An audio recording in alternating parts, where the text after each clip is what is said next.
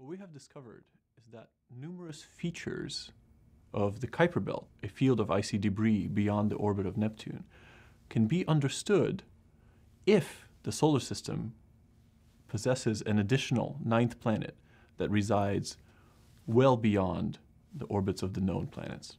When we looked at the outer solar system, we realized that while most of the very distant objects, these objects beyond Neptune, beyond Pluto, most of these objects, they all go around the sun and they're all sort of pointing off in all different directions. But the most distant objects all swing out in one direction in a very strange way that shouldn't happen.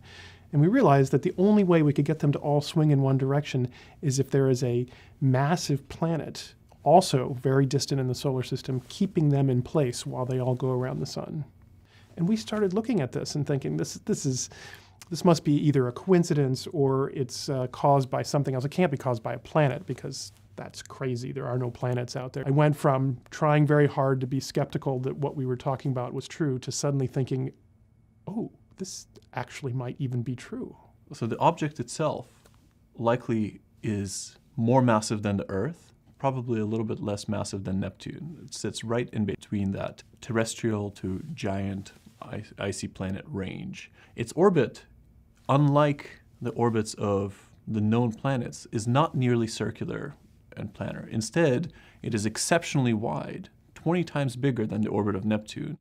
The orbital period of the Earth is, of course, 1 year. Right? The orbital period of Jupiter, the big player in our solar system, is about 10 years. The orbital period of this putative ninth planet is 20,000 years. We have nothing like it in the solar system, so it's new for us. It is, however, the most common mass of planets that have been found around all of the other stars. People have always looked at all these other planets in this strange mass range and said, wow, I wonder what these are. I don't know what these are because we don't have anything like it in the solar system. Looks like maybe we do.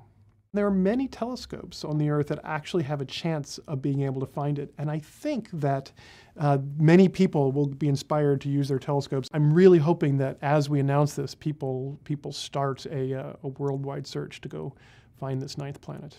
History shows us that it's a bad idea to consistently say we have now reached the end of the solar system and there's nothing beyond what we already know.